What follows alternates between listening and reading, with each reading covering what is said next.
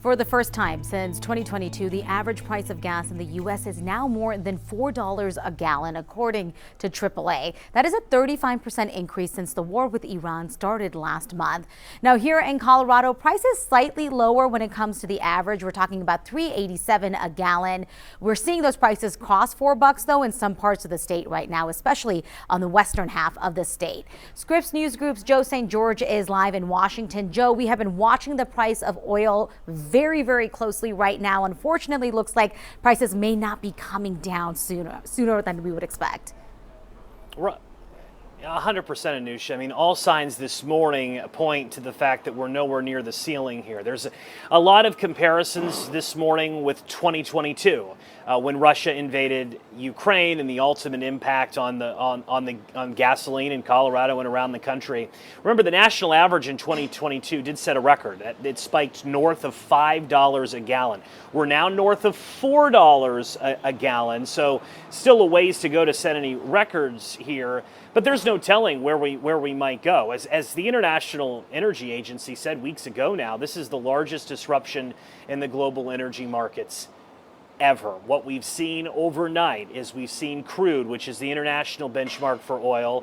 This is a time of reflection, right? The end of March, 1 month of the war.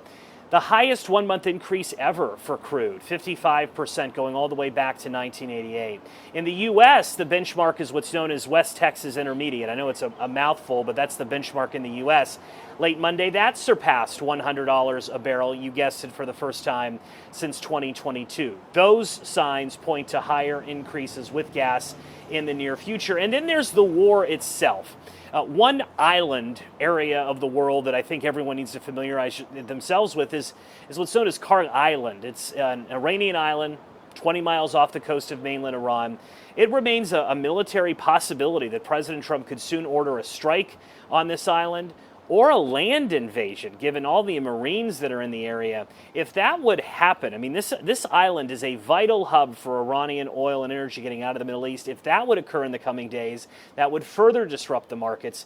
And the Wall Street Journal's reporting this morning, President Trump may end this conflict without the formal reopening of the Strait of Hormuz. And as we've reported for weeks now, the Strait of Hormuz is where 1/5 of the world's oil flow from on a given and a typical day. So all signs point to more pain on the horizon. If there's any good news, much worse in Europe right now, where fuel rationing is beginning to be talked about.